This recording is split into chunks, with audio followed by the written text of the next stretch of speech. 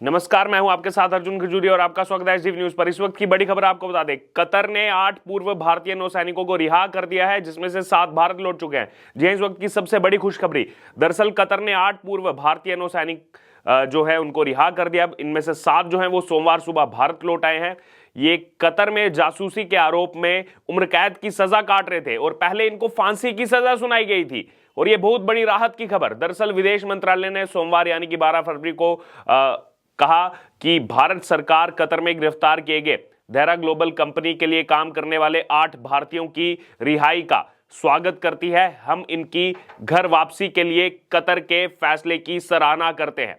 दरअसल कतर की intelligence agency के स्टेट सिक्योरिटी ब्यूरो ने 30 अगस्त 2022 को 8 पूर्व नौसैनिकों को गिरफ्तार किया था और हाल ही में दुबई में 1 दिसंबर को COP28 समिट के दौरान प्रधानमंत्री नरेंद्र मोदी कतर के अमीर यानी कि चीफ रूलर शेख तमीम बिन हमाम अल थानी से मिले थे और उन्होंने कहा था कि दुबई में कतर के अमीर से मुलाकात हुई। मैंने उनसे कतर में रहने वाले भारतीय नागरिकों के हालचाल जाने, और यही एक बड़ा मूव बताया जा रहा है। जब पीएम मोदी मिले उसके बाद ही यहां पर वो फांसी की सजा उम्र कैद में बदली और अब ये भारतीय जो है वो लौट आए हैं, वापिस लौट आए हैं।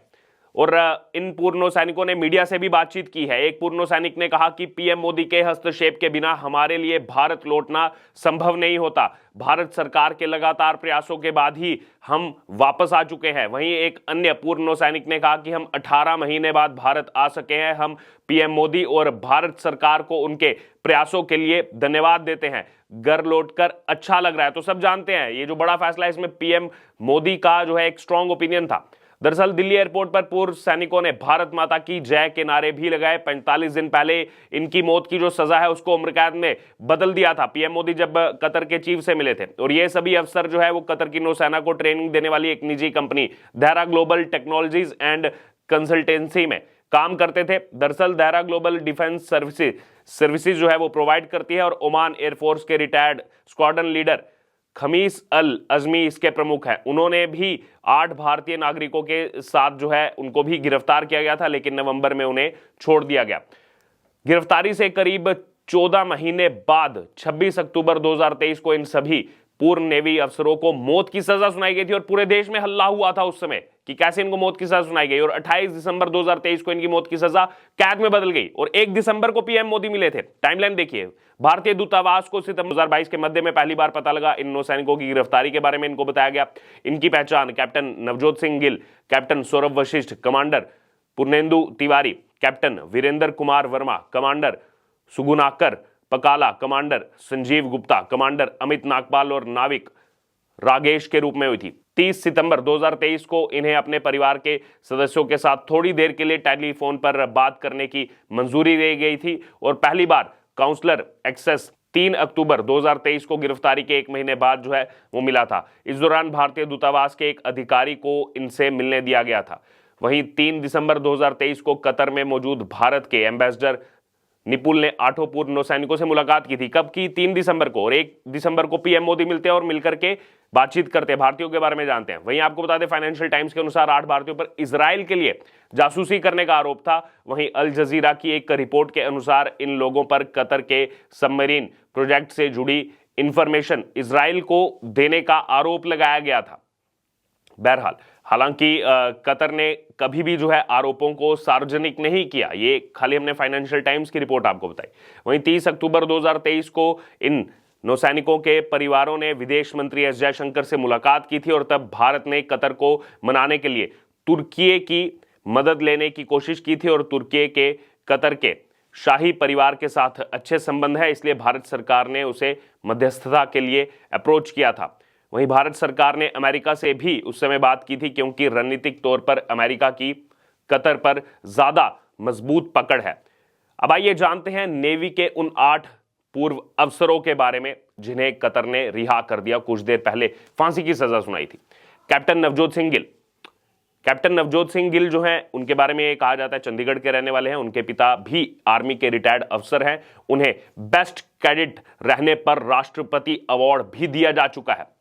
दूसरा नाम कमांडर पूर्णेंदु तिवारी, नेवी के टॉप ऑफिसर रह चुके हैं, नेविगेशन के एक्सपर्ट हैं, युद्धपोत INS मगर को कमांड करते थे देहरा कंपनी में। Managing director retired commander Purnendu Tiwari को भारत और कतर के बीच द्विपक्षीय संबंधों को आगे बढ़ाने में उनकी सेवाओं के लिए साल 2019 में प्रवासी भारतीय सम्मान पुरस्कार मिल चुका है और वह ये पुरस्कार पाने वाले ओल्ड फोर्सेस के एकमात्र शख्स हैं। तीसरा नाम कमांडर सुगुनाकर पकाला। 54 साल के सुगुनाकर पकाला विशाखापट्टनम के रहने वाले हैं। नौसैनिक के तौर पर उनका कार्यकाल शानदार रहा है और उन्होंने 18 साल की उम्र में ही नेवी ज्वाइन की थी और नवंबर 2013 में वो इंडियन नेवी से रिटायर हुए थे। चौथा नाम कमांडर संजीव गुप्ता। कमांडर संजीव गुप्ता को गनरी स्पेशलिस्ट के तौर पर जाना जाता है। पांचवें ऑफिसर कमांडर अमित नागपाल नौसेना में कम्युनिकेशन और इलेक्ट्रॉनिक वॉर सिस्टम के एक्सपर्ट माने जाते हैं। छठा नाम कैप्टन सौरभ वशिष्ठ की पहचान तेज तर्रार टेक्निकल ऑफिसर के तौर पर होती है। उन्होंने कई मुश्किल ऑपरेशन को अंजाम दिया है। सातवां नाम कैप्टन वीरेंद्र कुमार वर्मा को उनकी नेविगेशन एक्सपर्टीज के लिए जाना पहचाना जाता है। और वहीं आठवां नाम इसमें है नाविक रागेश, जो नौसेना में मेंटेनेंस और हेल्पिंग हैंड के रूप में काम करते थे। अब गिरफ्तारी से रिहाई तक का पूरा सिलसिलेवार तरीके से आपको एक टाइमलाइन हम बताते हैं। अगस्त 2022 कतर में अलदारा कंपनी के लिए काम करने गए पूर्व भारतीय नौसैनिकों को गिरफ्तार किया जाता है। आगे बढ़ते हैं। सितंबर 2022 पूर्व नौसैनिकों की पहली जमानत याचिका खारिज कर दी जाती है। फिर इसके बाद अक्टूबर 2022 पहली बार काउंसलर एक्सेस दिया जाता है। उसके बाद नवंबर 2022 कतर में भारत के राजदूत दीपक मित्तल को हटाकर पीएमओ ऑफिस में स्पेशल ड्यूटी पर तैनात किया जाता है। दिसंबर 2022 पूर्व नौसेना अफसरों की रिहाई से जुड़े एक सवाल पर विदेश मंत्री एस जयशंकर ने संसद में कहा कि ये संवेदनशील मामला है, उनकी रिहाई हमारी प्राथमिकता है। फिर मार्च 2023 गिरफ्तारी के 7 महीने बाद पूर्व नौसैनिकों की पहली सुनवाई होती है।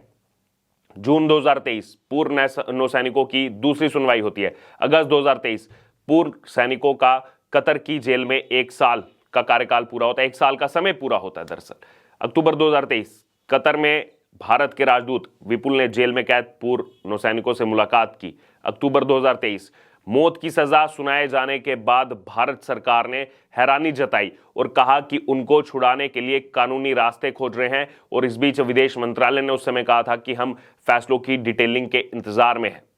बहुत हल्ला मचाया था उस समय विपक्ष ने। फिर अक्टूबर 2023 विदेश मंत्री एस जयशंकर ने पूर्व नौसैनिकों के परिजनों से मुलाकात की। 26 अक्टूबर 2023 मौत की सजा सुनाई जाती है। यहां पर 3 दिसंबर 2023 भारत के एम्बेसडर जो है जाकर के मुलाकात करते हैं और इस बीच 1 दिसंबर को पीएम मोदी की मुलाकात होती है उनके चीफ से। 28 दिसंबर 2023 मौत की सजा उम्र कैद में बदल जाती है। और अब 12 फरवरी 2024 8 में से 7 पूर्व नौसैनिक सकुशल दिल्ली लौट जाते हैं। हालांकि इन्हें रिहा कब किया गया इसके बारे में पुख्ता जानकारी नहीं है, लेकिन खुशी की खबर यही कि लगातार पूरा देश चाह रहा था कि इनको फांसी ना हो। फिर कैसे पीएम मोदी मिलते हैं, उसके बाद फांसी की सजा उम्र कैद में बदलती है और अब 8 में से 7 सैनिक भारत लौट चुके हैं। बहरहाल क्या कहना है आपका इस पर? फॉरेन पॉलिसीज को लेकर लगातार तारीफ होती है प्रधानमंत्री मोदी की, लगातार तारीफ होती है केंद्र सरकार की। और अब इस मामले में जिस हिसाब से डिप्लोमेसी इस्तेमाल की गई और अब हम देख रहे हैं कि सकुशल भारत में लौट चुके हैं 8 में से 7 नौसैनिक। बहरहाल आपका क्या कहना है इस पूरी खबर पर? आपकी जो भी राय हो, जो भी प्रतिक्रिया, आप जरूर हमारे कमेंट बॉक्स में शेयर करो। इससे जुड़े तमाम अपडेट के लिए बने रहें एसटीवी न्यूज के साथ। धन्यवाद।